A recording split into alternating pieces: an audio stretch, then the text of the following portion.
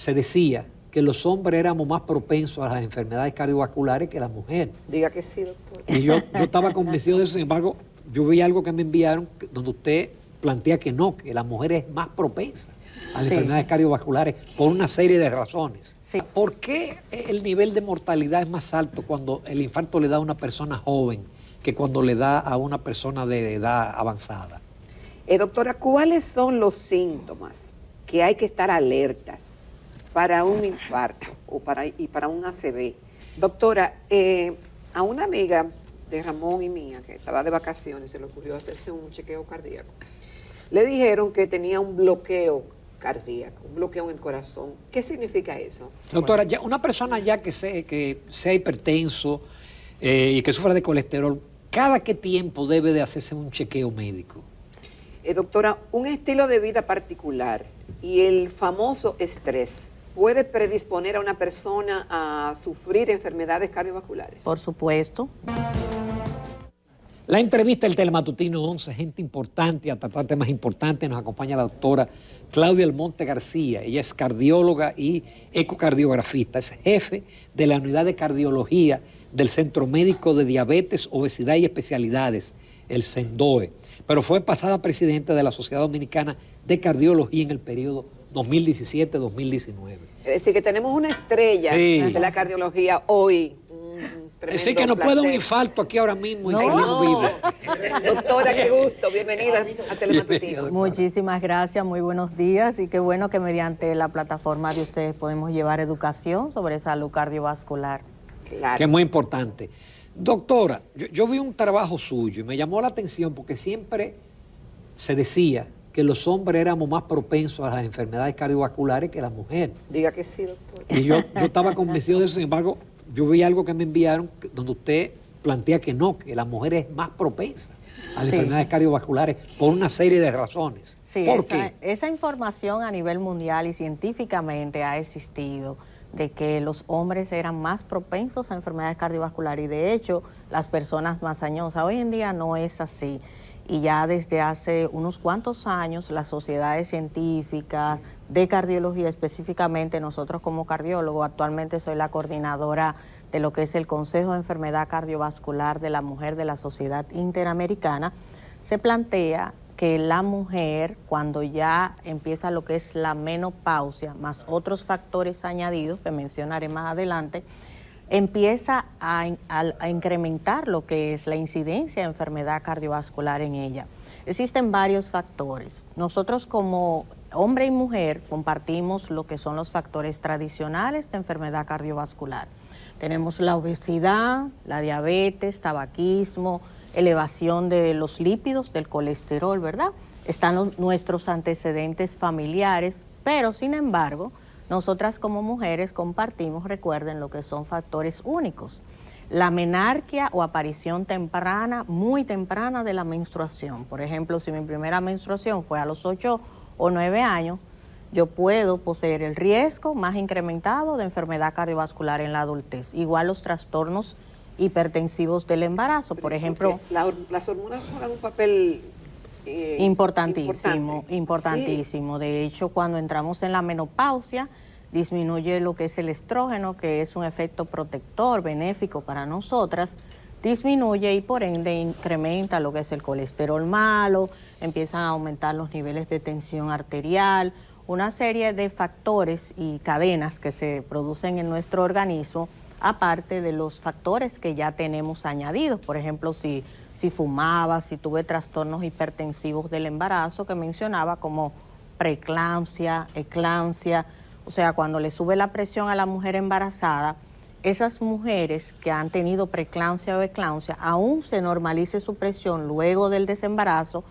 puede tener el riesgo en un futuro aumentado, muy diferente a la que no hizo ese trastorno durante el embarazo. Es decir, es importante llevar el mensaje que si se ha tenido preeclampsia o eclampsia, aún y sus niveles de tensión estén bien, en el futuro usted debe darse continuidad periódicamente de evaluaciones cardiovasculares. Entonces, doctora, ¿qué hacer entonces en el caso de las damas? Y usted habló también que no era determinante exactamente los años para tener una condición cardíaca. Claro. Aclárenos esas dos cosas. Hoy en día en nuestras consultas están abarrotadas de lo que son jóvenes de 20, 30 años con enfermedades cardiovasculares. De ambos sexos. De ambos sexos. Estamos teniendo pacientes de 20 años con hipertensión, de 30 años con aparición de infarto y muerte súbita. Eso lo estamos viendo en nuestra población y no diría que solamente en República Dominicana, estamos hablando a nivel mundial. ¿Por qué? Porque los factores de riesgo, volvemos a mencionar, están los genéticos. Por ejemplo, una muerte súbita en un paciente antes de los 35 años se asume que pudo tener algún problema congénito que desconocía. Y, por ejemplo, lo vemos frecuente cuando un paciente hace durante el ejercicio extremo o un maratón y hace una muerte súbita. Quizás esa persona tenía lo que es una enfermedad congénita que nació y no sabía que no podía realizar ese ejercicio extremo. Tenemos después de los 35 años la genética también favorecedora. Si su padre o madre ha sido hipertenso, diabético, ha tenido infarto, usted posee el mismo riesgo y de hecho de aparición más temprana que lo fue en sus padres. El tener colesterol elevado, fumar, sedentarismo, obesidad, sobrepeso. En nosotras las mujeres la enfermedad del síndrome de ovario poliquístico, las enfermedades autoinmunes como el lupus, trastornos hipertensivos del embarazo, el usted haber tenido cáncer de mama también puede favorecer en un futuro de que puede tener riesgos cardiovasculares, a la par de que siempre cuando hay una persona con cáncer se le debe hacer una evaluación cardiovascular. Hay un sinnúmero de factores, como la alta ingesta de sal y de azúcar. Nuestra alimentación sabemos que no es nada buena en la mayoría de las veces, y eso los nutriólogos, los endocrinólogos siempre trabajan mucho eso. De la mano de la hipertensión, en República Dominicana va lo que es la diabetes o prediabetes. La hipertensión en República Dominicana, las estadísticas últimas hablan de un 32% de la población. Sobrepeso, obesidad, estamos teniendo un 60%. Eso es mucho, un 32 y un 60 de obesidad. Claro, 1 de cada 3 personas aquí es hipertensa y de hecho creemos que puede estar subestimada o subvalorada porque vemos muy frecuentemente cuando hacemos, por ejemplo, jornadas en los pueblos, vemos personas que desconocían que eran hipertensas y lo encontramos fácilmente con 200 sobre 100 de tensión arterial, sin síntomas. Ni dolor de cabeza. Recordemos que la hipertensión es la llamada enemiga silenciosa. Usted puede tener niveles tensionales elevados y no tener síntomas. Hay personas que con 140/90 o 14/9, como la población conoce, pueden tener dolor de cabeza, mareo, náusea, dolor de pecho, pero sin embargo en muchas ocasiones cursa de manera asintomática. Igual el minimizar los síntomas, y qué bueno que estamos por aquí educando a la población. Por ejemplo, si usted tiene un disconfort de pecho, dolor de cabeza, fatiga, dolor en la boca del estómago, dolor en la espalda, sensación de anugo, sudoración, un síntoma inexplicable, lo correcto es que llame a su médico o acuda a una emergencia. Si no, tomarse un calmante, porque a veces los calmantes cubren realmente qué es lo que está pasando. Correcto, eso es minimizar los síntomas. Muchas veces las mujeres, sobre todo, tienden a llevar mucho a su familia, a los padres, al esposo, al vecino, al hermano, y no se evalúa. Y la mujer tiende a no hacer necesariamente el cuadro clínico del típico dolor de pecho ante un infarto. Entonces minimiza el síntoma, entiende que es un gase, como le llamamos aquí en República Dominicana, y no acude a tiempo a una emergencia.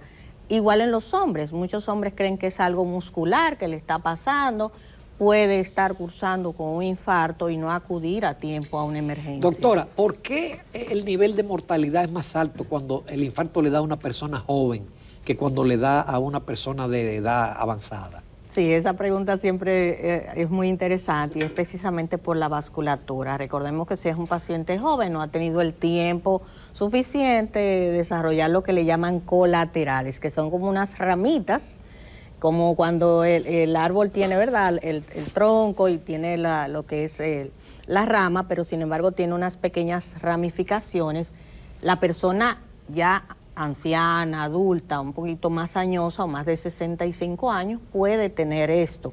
Y no necesariamente el paciente puede cursar con una muerte súbita. En el joven no se ha desarrollado esto. Entonces la sangre no tiene para dónde surgir luego que se ha ocluido, o sea, no tiene para dónde coger. Entonces por eso puede producir muerte súbita. Doctora, ¿cuáles son los síntomas que hay que estar alertas para un infarto y para un ACV?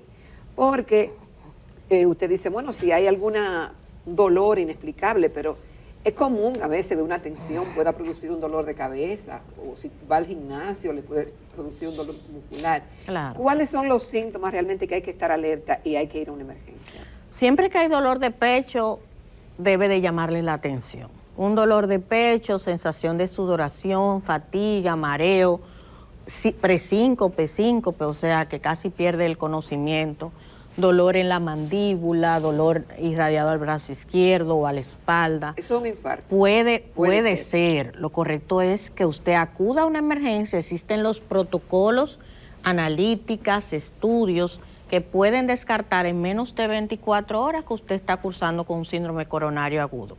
En relación a lo que es la hipertensión arterial, a veces el dolor de cabeza muy frecuente, porque ocasionalmente nos puede dar un dolor de cabeza aislado, pero un dolor de cabeza muy frecuente, intenso, que no mejora quizás con acetaminofén o con un analgésico, lo correcto es que usted acuda a tomarse la presión y no esperar, porque es bueno aclarar, nosotros ya desde los 20 años, nuestros jóvenes deben de saber cómo anda su tensión arterial, su azúcar, su colesterol, su peso, sus antecedentes familiares, hacer un screening y ver que realmente usted está sano a nivel cardiovascular. Y de hecho, antes de usted decidir hacer ejercicio, lo correcto es hacer una buena evaluación para ver si usted está apto para realizar ejercicio.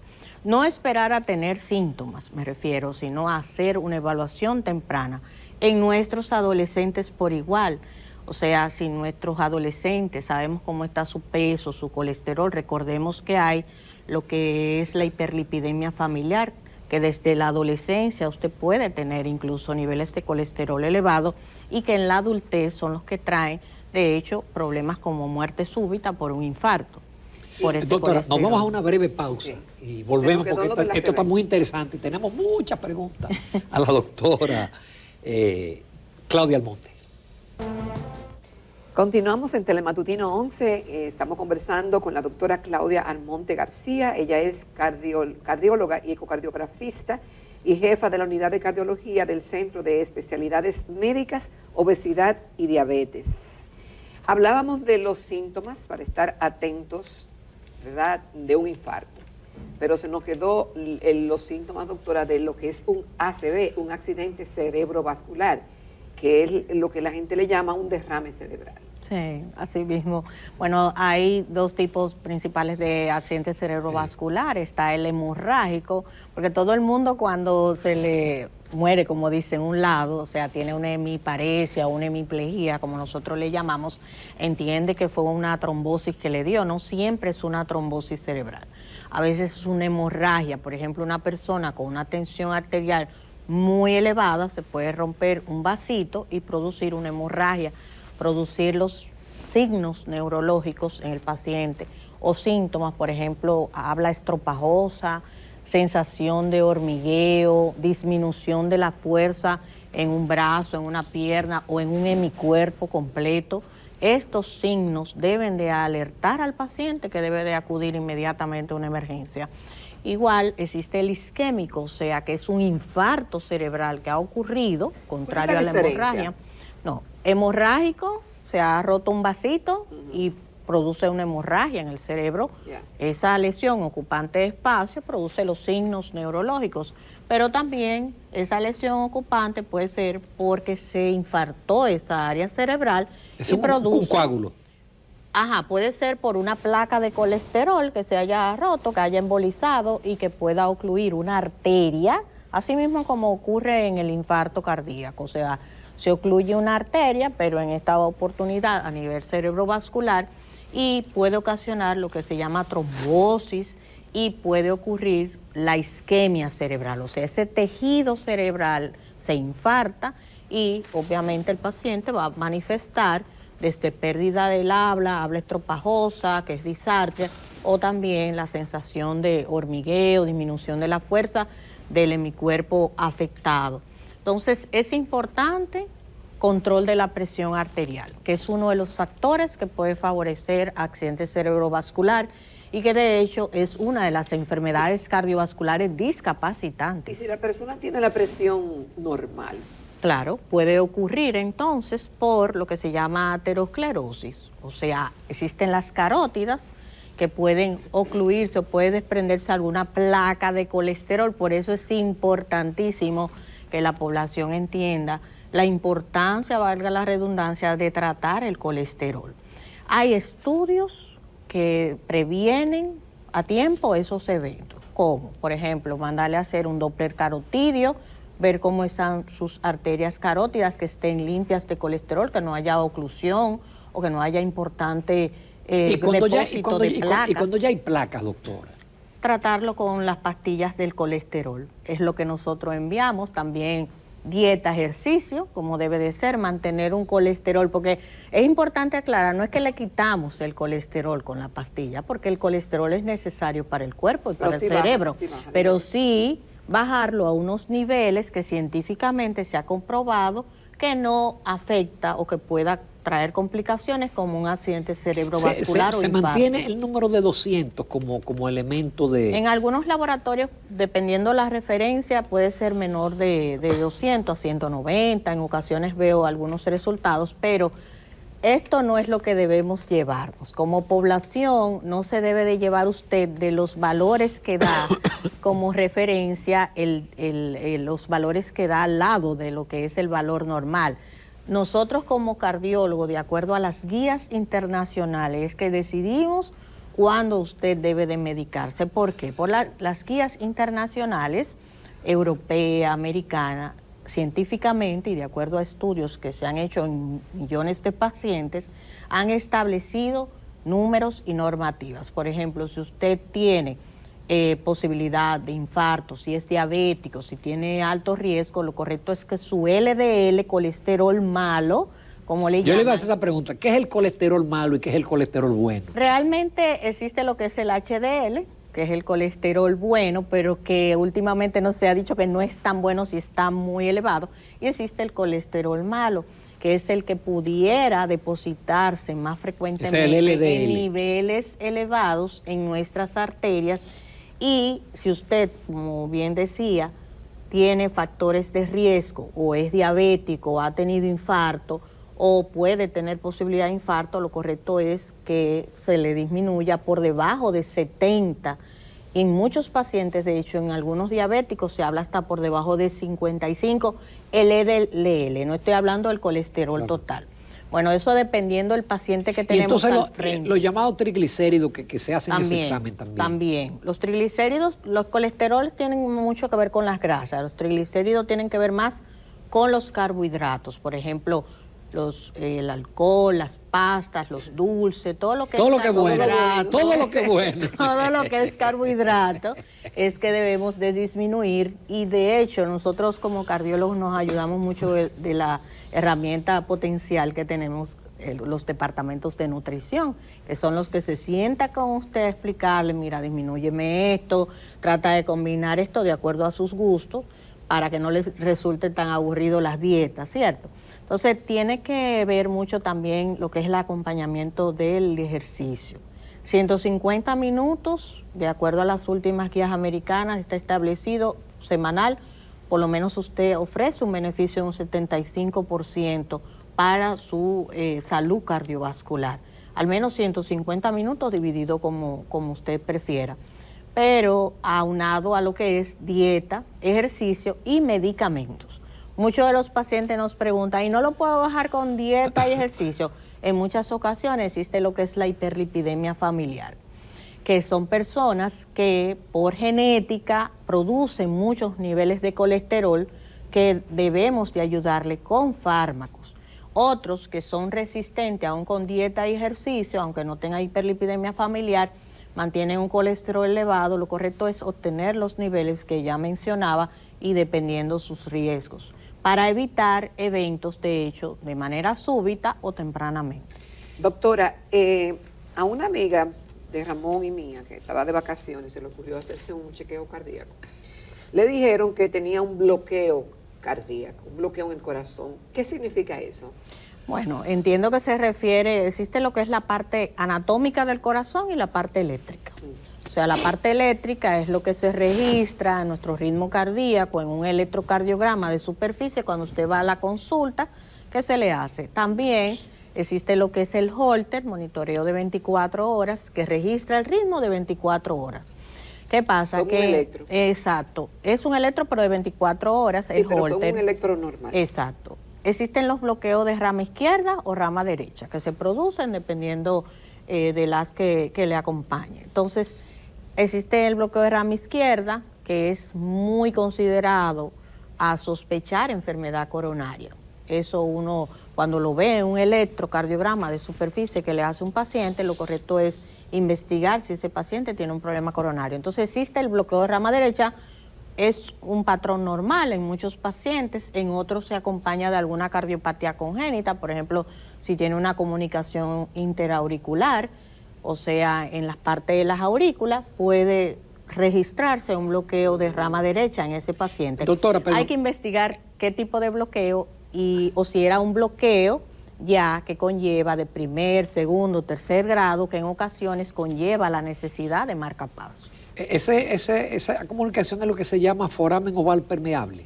Realmente sí, el foramen está dentro de eso, pero existe una comunicación interauricular congénita que es mucho más amplia, donde el septum, que divide las dos aurículas, que son las partes superiores de nuestro corazón, existe una apertura, una membrana que se quedó abierta de nacimiento y que produce el paso de sangre del lado derecho al lado izquierdo, que no debe ser.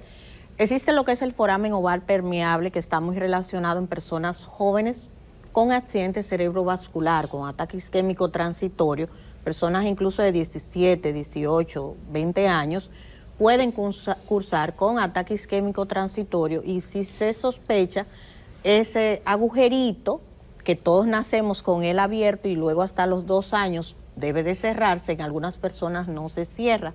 Entonces se procede en esa persona que ha hecho ese accidente cerebrovascular producto de ese foramen a cerrar con como una sombrilla, un amplaster, y que evita el paso de sangre y que no siga favoreciendo accidente cerebrovascular.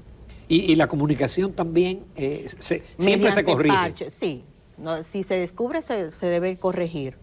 La comunicación auricular, en muchas ocasiones hay personas por ahí que se le hizo de manera temprana. Si es muy, muy amplia, es cirugía cardíaca. Si es de acuerdo a las medidas, existen los dispositivos, amplaster o sombrillitas que las cierran hoy en día por cateterismo.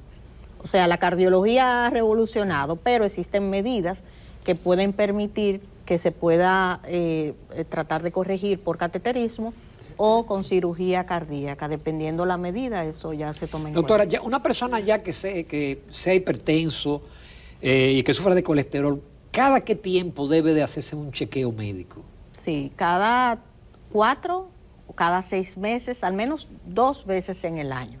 Eso es súper importante, y sobre todo explicarle a la población que aunque usted sea hipertenso, se esté tomando su tratamiento, lo correcto es que usted acuda cada 6 meses al menos a ver cómo anda su tensión arterial, que realmente esté controlada con los fármacos que le han prescrito, porque en muchas ocasiones no se logra la tensión arterial óptima a pesar del tratamiento, y esto pudiera favorecer con el tiempo que se le dañen los riñones, el corazón, a pesar de estar tomando pastillas. Entonces, también para saber cómo está su azúcar, su peso, lo correcto es que pase por su médico al menos 2 veces en el año y que se haga sus analíticas. Doctora, un estilo de vida particular y el famoso estrés puede predisponer a una persona a sufrir enfermedades cardiovasculares. Por supuesto, ya desde hace unos años se ha integrado a lo que es el ciclo, que diría, de los factores de riesgo, y de hecho el sueño también, que va muy de la mano, o El sea, sueño. el sueño.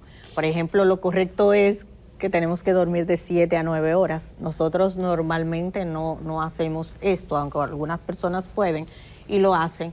De 7 a 9 horas debe ser lo correcto de nuestras horas de sueño. El estrés se ha sumado a ser factor de riesgo. De hecho, es uno de los factores de riesgo también favorecedores al tema que también nos ha traído aquí, que es de la enfermedad cardiovascular en la mujer, la violencia de género. Recordemos, o quizás han escuchado, el síndrome del corazón roto. No. Es más frecuente en las mujeres, es más frecuente en las mujeres. Ocurre parecido a un infarto, la clínica, la presentación, la mujer acude a una emergencia con el cuadro típico, se le hace un cateterismo y las arterias están normales. Pero sin embargo, el ventrículo izquierdo, que es la parte del corazón que bombea, se visualiza que no contrae bien. Se le dice Takotsubo, síndrome de Takotsubo, al síndrome del corazón roto, porque el ventrículo adopta una forma de atrapapulpo japonés que se llama Takotsubo. Esto puede cursar de manera transitoria, dura 3, 4 semanas, dependiendo, se puede recuperar. Es más frecuente en la mujer, puede ocurrir en los hombres y es producto de pérdidas, de duelos importantes, de estrés, de violencia de género también puede ocurrir. O sea, el estrés... ¿Y cómo se trata? Se trata como si fuera esa patología, como si fuera un infarto. Claro, el apoyo psicológico o psiquiátrico debe acompañar a la par de que se trata como si fuera el tratamiento farmacológico para un infarto. Se le da rehabilitación cardíaca, esa paciente puede volver a la normalidad, otras quedan con falla cardíaca y debe de darse seguimiento en el tiempo. Doctora, ¿cada qué tiempo uno debe hacerse una prueba de esfuerzo? Cada año, dependiendo sus factores de riesgo, por ejemplo, si es un paciente de 20 años, quizá no necesariamente es cada año, a menos que tenga factores de riesgo. ¿A partir de qué Pero edad? una persona después de los 30, 40 años, lo correcto es que cada 2 años, se haga su ecocardiograma, ver cómo está el corazón, una prueba de esfuerzo, para ver cómo están sus coronarias también, sobre todo. ¿Qué revela una prueba de esfuerzo? La prueba de esfuerzo nos da el condicionamiento del paciente, cómo está a nivel de ejercicio, nos da la información de la tensión arterial que maneja durante el ejercicio y nos puede dar los signos de si tiene o no un problema coronario.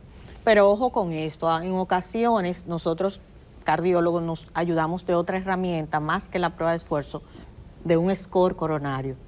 El score coronario es como una tomografía para ver sus coronarias, porque hemos tenido pacientes que hacen una prueba de esfuerzo súper bien y sin embargo cuando le hacemos el score coronario tienen arterias muy enfermas. Entonces, producto del colesterol o de fumar o de los antecedentes familiares. ¿Las arterias se sanan? Muy buena pregunta. Como yo le digo a mis pacientes, doctora, si usted me da esa pastilla del colesterol, ¿se me va a quitar esos depósitos de colesterol en las arterias? No, se quitan hasta hoy. Y en este año 2023 no hay medicamentos que pueda limpiar esa arteria. Sí se estabilizan esas placas que ya yo le he encontrado ahí con los medicamentos y con su dieta y ejercicio para que no siga incrementándose la aparición de las mismas. Entonces se le da medicamento, dieta y ejercicio y se le da un seguimiento. Pero hasta ahora, porque la medicina revoluciona mucho, ahorita aparece algo, un suero, algo que la limpie, pero hasta ahora no, científicamente comprobado no está. Doctora, solo nos resta agradecer, qué bien. Estamos impresionados, yo pienso que los televidentes nosotros hemos aprendido muchísimo de las enfermedades y de cómo cuidarnos. Muchísimas gracias por su participación. Gracias, doctora, y muchos éxitos como lo que ya ha tenido en su práctica, ¿no? Con todas las distinciones que ha tenido como profesional, que sigan viniendo. Gracias. Éxitos. Amén. Nos vamos a comerciales y ya retornamos a la recta final del Telematutino 11, que es la final porque hoy es viernes.